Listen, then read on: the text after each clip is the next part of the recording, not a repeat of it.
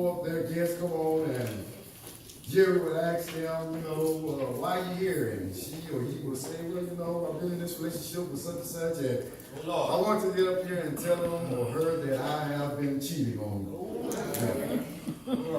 And then Jerry asked a question that we all really probably know the answer to. Is it somebody they know? Yeah, it's their family member, it's their friend, or whatever. Then they get out on stage and that person sits down, breaks himself, knowing that I'm on the show for a reason.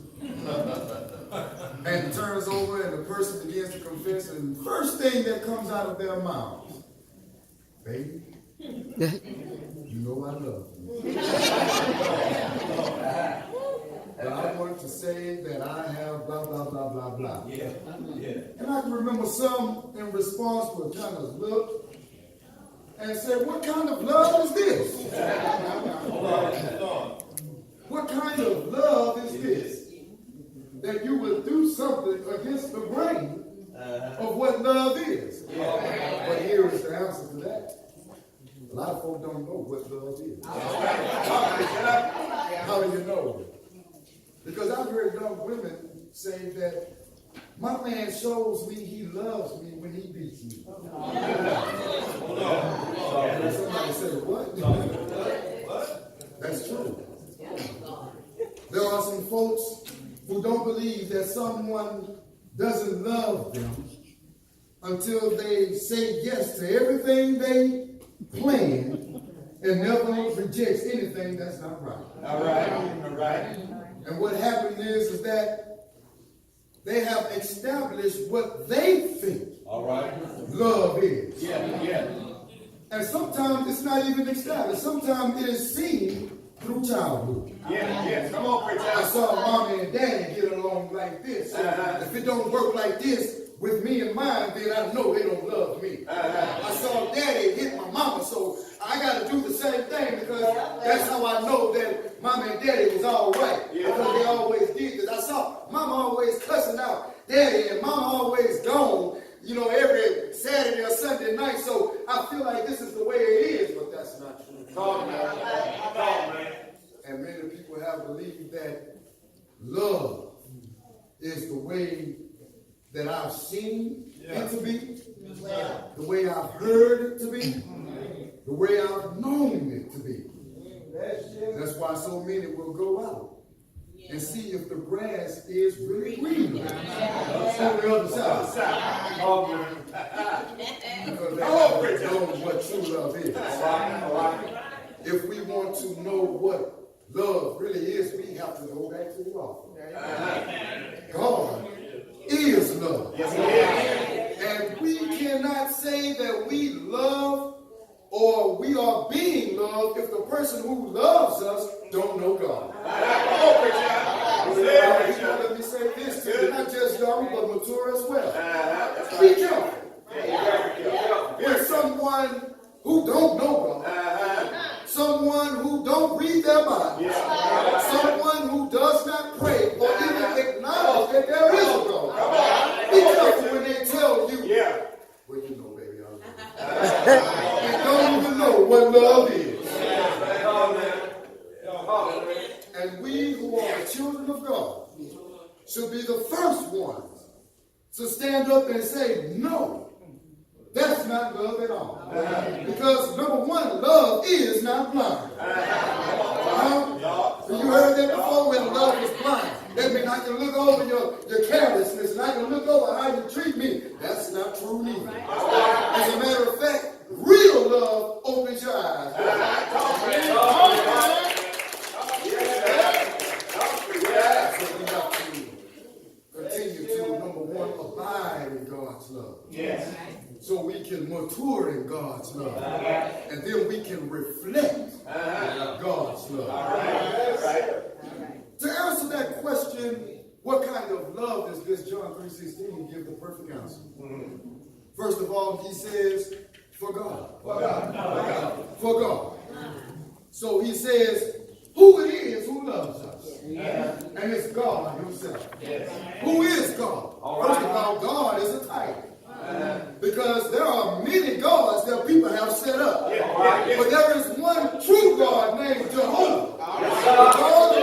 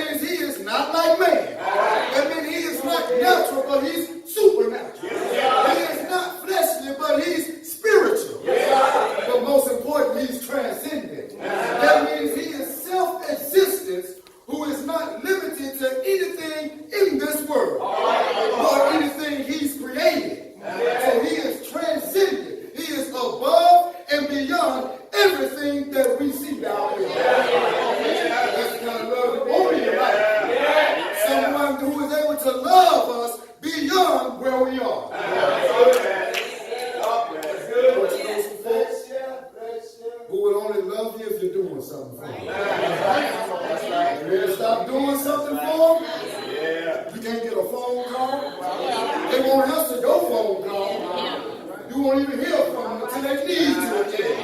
That's not love, brothers and sisters. They call that using somebody. They call that convenience. Been in a relationship for convenience? Get all you want. And then just leave them high and dry. But God says his love for us transcends not only who we are, but whatever situation we find ourselves. That some of us have been dealt a pretty bad hand. Some of us have made some bad decisions. And some of us have had family members, friends to leave us alone. But God came where we were and still loved us despite of that. And so, you know what? I'm going to love you where you are and bring you to a better place.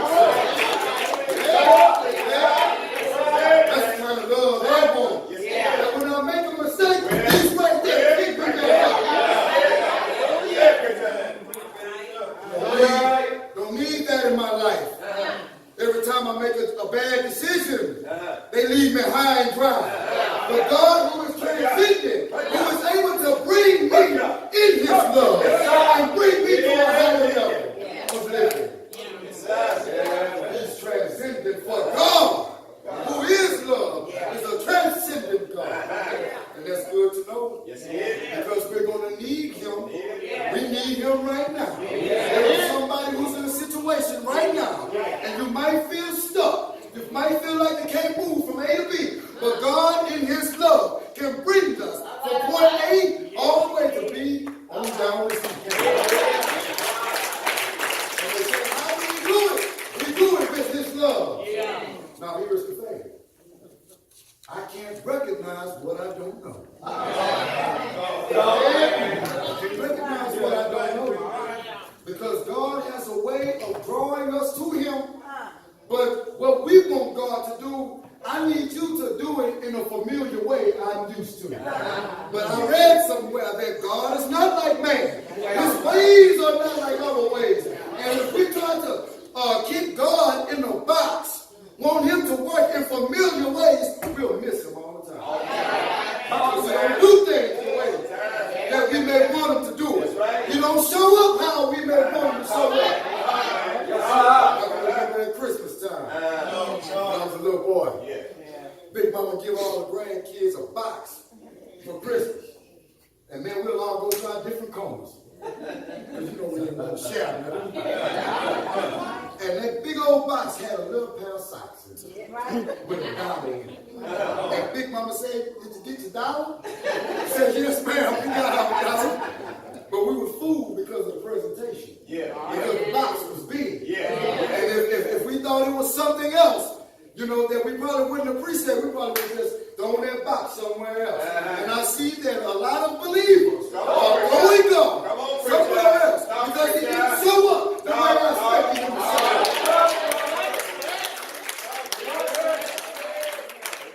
Do you know that God's love for you will allow a death in your family? Come on, preacher. Just so he can bring you to heaven. Do you know that God's love for you will allow him to let you lose your job? Come on. Just so he can bring you back from it.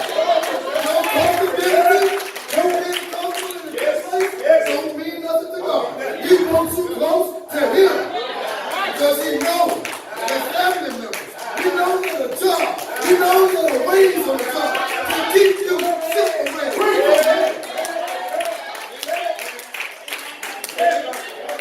God loved Jonah so much, he allowed him to get swallowed up in a big fish dish. We have to recognize what true love is. And though it may hurt on the outside, we know the Bible said the inward man is being renewed from day to day because his love for me is drawing me closer to him. He's transcendent. There is no situation, there is nothing that you're in that God cannot get you out. There is nothing that you are in that God cannot see you through. There is nothing that you're in that he will not get you above and beyond. Love don't keep you where you are. Love matures you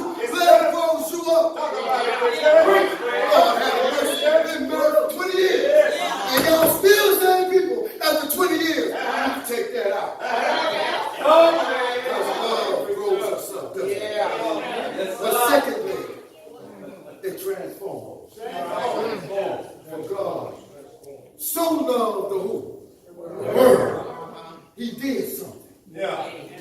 He gave his only begotten Son. Look here. We can give without loving. God love without giving. Say that again. We can give without loving. But you cannot love without giving.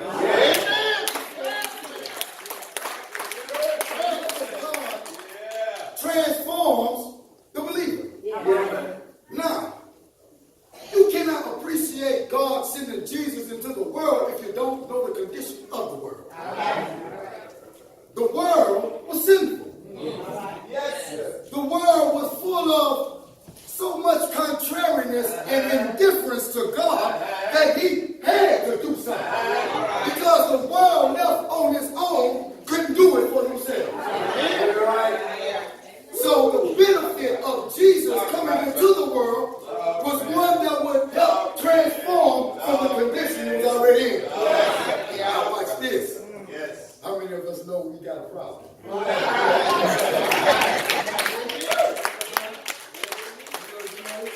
I know if we grade our own papers, we'll all get made. We grade our own papers. But God said, wait a minute. There are some issues you haven't even seen about yourself. And the problem is that a lot of folk cannot appreciate Christ in our lives because we kind of feel like we didn't need him in the first place. He said, for God so loved the world. But first of all, I have to realize the condition of the world. It was in a bad place, on its way to hell, couldn't do nothing for itself.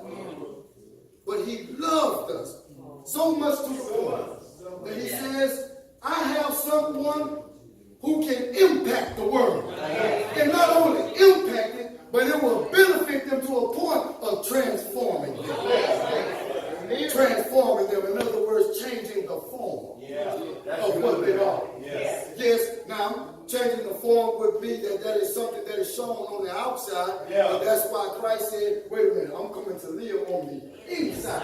Because what man tried to do without God is work from the outside in. If I do good, that means it's going to dictate my spiritual life. Jesus said, no, you got it backwards. If I'm in you, it will show on the outside.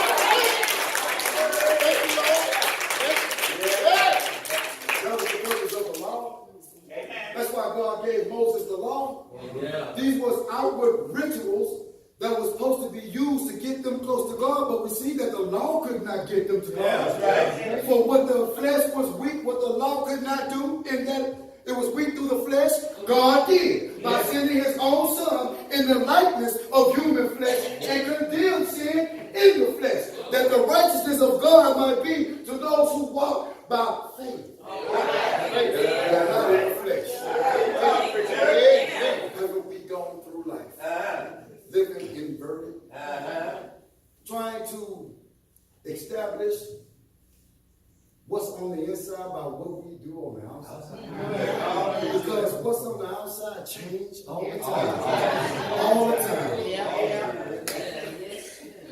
If I like a song, I'm going to listen to it whenever I want to. That's right. Come on. Because I like the song. It does something to me. But if I'm worried about what mood I am, I'm in. Because whatever mood I'm in comes from outward circumstances, then it won't have an effect on me on the inside. All right. That's all right. All right? Isn't that the truth when we come to morning services? We're so concerned about work. We're so concerned about that new employee. We're so concerned about family issues, the bills, all of these circumstances that can change whenever God says so. And then when I come in here, time to give God my worship, my praise, and my thanks, it does something for me because I'm letting something on the outside. And you got the nerve to leave services and say, they ain't do nothing for me. You said he sent his son to transform. Yeah. But it begins on the inside. Yeah. It begins in the place where God dwells. Yeah. On the inside. Yeah. Yeah. That he gave his only begotten son. But here's the key. That whosoever what? Believes. Believes. You know that a pair of lips will say anything. And we can say we believe all we want. But do the actions really say we believe? Do you know that is why sin entered into the world? Because the enemy came to Eve, made Eve doubt what God said, and if you are doubting, you can't believe at the same time.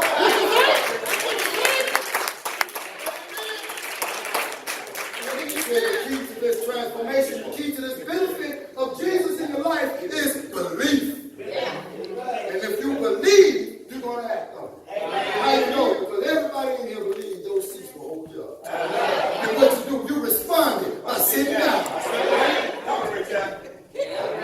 And he says, if you want to be transformed, you have to believe my word. You got to believe it. You got to know that it's real. You got to know that it's true. Well, Lord, how am I going to know if it's true? Be obedient. Be obedient. For the word of God is alive, it says. But if it won't be alive, if you just read it on paper, but it ain't doing what it says. Thank you, Lord. If I go to Johnny and say, Johnny, man, I need me a job. Come on, man, I'll hook you up. I'll hook you up, but he never hooks me up. That ain't nothing but a word. 3-4 years down the road, and I'm still got his word. Oh, I got you. Folk ever did that with you? They don't do it. They ain't never did it. That's all it is, a word. But as soon as they do something about it, that's when it's a lie. And God says, if you want some transformation in your life, you got to do something. You got to believe, but your belief is going to bring about some work. You're going to show forth that you believe. That's why you don't have to get easily angered no more. You believe what the word of God says. And anger works not the righteousness of God. You believe that. Therefore, I'm showing what I believe. If I want my life to say, Lord, just change my mind. Change the way things are going with me. It's there for you. But you have to change your mind. That's what repent means, to change your mind. And if God wants to transform us, he says, look here, your self-help books, that's all right. Your life coaches, that's all right. Your relationship coaches, your single relationship coaches. You want to try them out? That's all right. All the little other religious books, that's all right. But there's one book that's consistent for the longest. Matter of fact, do you know this is the highest selling book every year? The Bible is. Because it's real and it's true. You gotta believe it. You got to believe it. But lastly, I'm about to finish it. Not only does it, it's transcendent. And not only does it transform us within, so it will reflect on the outside, but it transitions us. The love of God transitions us. In other words, it gets us from one place to another. It gets us from one place to another. Anybody ever been stuck in a rut? Amen. I hear folks say, I can get that out by myself, but you don't do that. But he says the love of God, first of all, it meets us where we are. That's right. But you got to meet God there too. In other words, I have to be honest with myself. If I want God to bring me somewhere, I have to recognize where I am. You know, that just means I have to, and you know, it's not like God don't know. But I heard him say in 1 John, if we confess, he is so faithful and just that he will forgive us and cleanse us from all unrighteousness. I heard him say Psalm 34, blessed is the man whose sins are covered. But he says we have to meet him. Where he's meeting us. So there's nothing wrong to tell God, I'm I'm a liar. I'm alive for no reason. I'm a thief. I'm an adulterer. Yes. There's nothing wrong with telling God that because he already knows. But if I want to move out of this place, if I want to be in transition, that means if I'm on my way somewhere, I have to realize where I'm starting from. In other words, I have to really mean it when I say, precious Lord, take my hand, lead me on, let me stand. For I am weak. I admit that I'm weak. I don't have it all together. I'm not strong as I should be.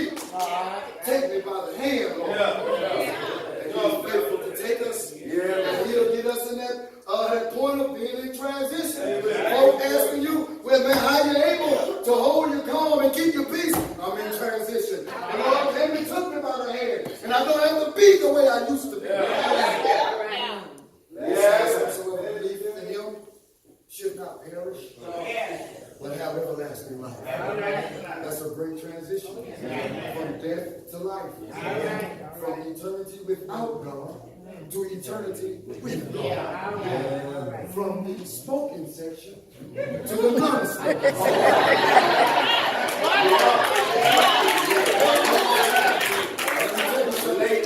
We are all in transition. We're here today. I would say you're looking for worshipers who worship in your spirit and in truth. That means if God steps on my toes, the pastor didn't do it because the pastor don't know. And if God tells me something about myself, all I gotta do is say, yes, Lord, you're right, I'm wrong. But teach me what I need to know.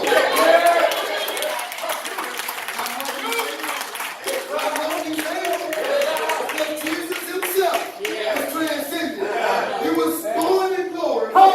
He is God Almighty. He was there in the beginning with God. But he saw the condition of the world. But he didn't let the condition of the world say, no, I'm not going to do that.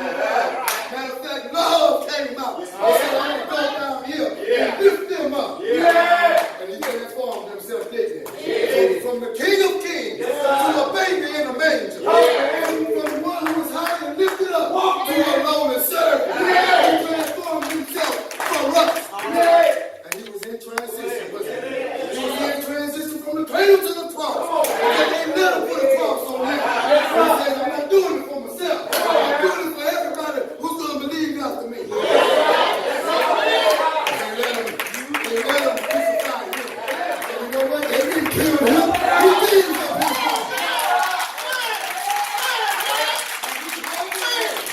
And he died. And they put him in a tomb. A borrowed tomb. And he wasn't going to need it for him. I was there to say, he got up with all power. In his hand. He got up just to let us know. Death ain't the end. Death ain't the end. You ain't the opposite from the body. You be perfect with God. Because you're in transition. Because we're in transition, guess who Jesus is? He's all transferred, isn't he? Whenever you get on Metro, he's transferred.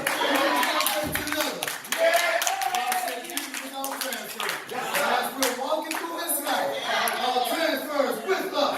It's stable with a guarantee. And when we leave this place, we have a home waiting. Somewhere in glory.